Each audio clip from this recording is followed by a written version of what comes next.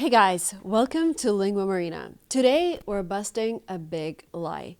One of the biggest myths you've been told about learning. And the worst part, it actually sounds really smart and it feels right, but it's holding us back. So here's the lie.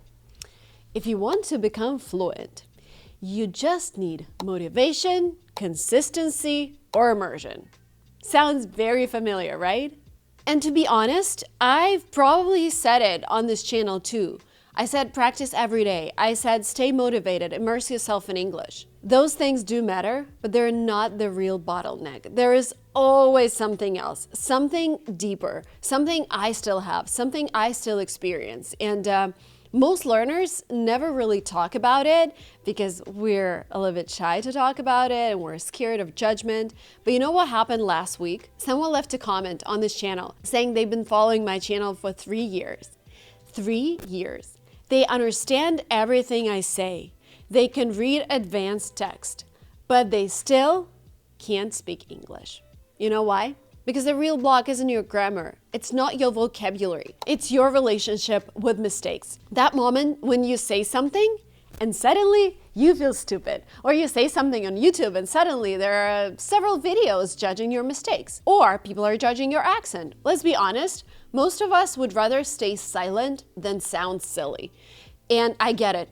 I've been there. So let me tell you a quick story. I still remember the first time I had to give a speech in English on a stage. We just moved to the US for 500 Startups Accelerator, and I was on the stage in front of so many investors. I was super nervous. I practiced for hours. I rewrote my script, I think 10 times with several different people from the team, double-checked every grammar rule. I had this joke that I planned, and people were supposed to laugh. And they didn't laugh because they just didn't get it. But when I said something about my accent, like, oh, I've been learning English for this many years, and do you still hear this Russian accent? No, you don't. And they start laughing because they did hear the accent. And like part of me wanted to disappear from that stage because it didn't go as planned. But you know what? At the end, nobody really cared. And the most important thing I started caring about is when people tell me, I loved your message. They never tell me I loved your grammar. I loved your message. I loved what you were saying.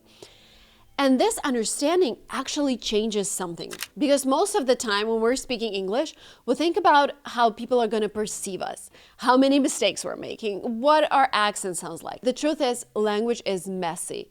And that's how it's supposed to be. How many times have you stopped yourself from speaking English because you were afraid of sounding dumb? Hello? I've been there. And sometimes we think we just need more discipline or better methods, but what we actually need is failure tolerance. The ability to show up, speak up, mess up, and keep going. Now I know what you're thinking. Okay, Marina, mistakes are part of the process, but how do I actually practice without freezing up every time I speak? I got something really cool to share. It's an absolutely free app. It's called Messy 5. It's actually the app we coded for you. In the app, you get 5 minutes to write about anything. But here's the catch. There is no delete button. No pause button, no editing. You just have to go for the full 5 minutes, mistakes and everything. The app gives you a random topic, starts the timer, and forces you to be imperfect. And here's the cool part. We did not hire a developer or touch any code to do this. We built this whole thing using Lovable. It's an AI that lets you build apps and websites just by chatting. You type in what you want, like I want an app where people choose their level, then get a random topic and speak or write for 5 minutes without editing. And after a few tweaks, we made the entire thing. And this isn't just for language learning. This could be huge for anyone wanting to make money in 2025 or practice anything. It could be an app for a language tutor. It could be a habit tracker for you to learn English every day. With Lovable, you could be building these things for yourself or for other people without spending years learning how to code. You can customize everything, colors, layout, features, and see changes happen in real time. It's almost like having a developer in your pocket. And they let you start completely free too. You get 5 daily credits to experiment and build whatever comes to your mind. It's fast, beginner-friendly, and surprisingly powerful. You can go from idea to live prototype in minutes. And here's my tip. Start with something for yourself, just like I did with Messy 5. Once you see how simple it is, you start noticing those simple problems everywhere that you can solve with Lovable. The link to Lovable is in the description. Tag me if you build something fun. I want to see it. And now let's get back to our initial topic, and I wanted to add something even deeper because mistakes aren't just about grammar. They touch something much more personal: identity. We don't just fear saying the wrong word. We fear becoming the kind of person who says the wrong word. Like if I make mistakes, they'll think I'm uneducated or unprofessional or not smart enough. But fluency isn't about sounding smart. It's about sounding like you. And here's another reason why you might get stuck. We are trained to learn English like it's a test. We memorize word lists, we stress over tenses, we focus on getting it right. In real life, no one's grading you. Your friend doesn't care if you said in the bus instead of on the bus. Your coworker just wants to understand your point. Are you going out with him tonight or not?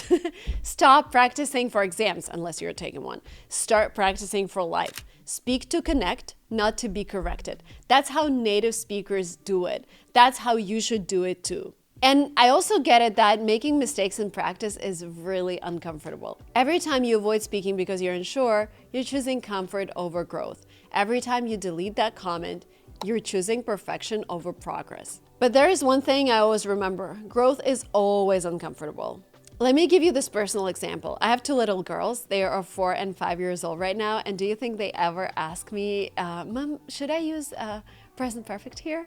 They just talk. Oh my God, Emily started school 9 months ago, and we only spoke Russian at home. She spoke some English with our neighbors and with her friends, but that was it. She cried for the first 2 weeks.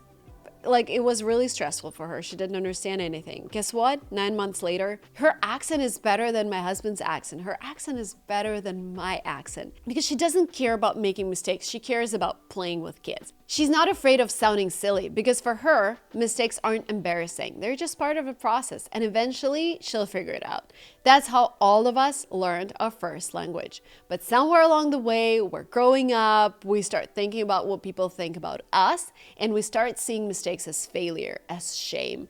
So what's the real solution? Practice your mistake muscle. Get comfortable being uncomfortable. Native speakers make mistakes all the time. I make mistakes all the time, and I'm a YouTuber speaking about English because the goal isn't to speak perfect English. The goal is to communicate, and communication happens when you focus on your message, not your mistakes. And of course, in school, mistakes mean lower grades, but in language learning, it's different. And in real life in 2025, mistakes are data. Mistakes are information. They're your brain figuring things out in real time. Every every wrong word, every awkward pause, that's not failure. That's learning happening live.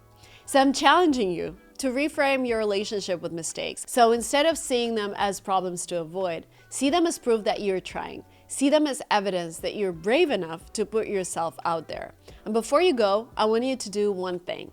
Think of the last time you stopped yourself from using English because you were afraid of a mistake. And now, imagine what would happen if you let that mistake happen.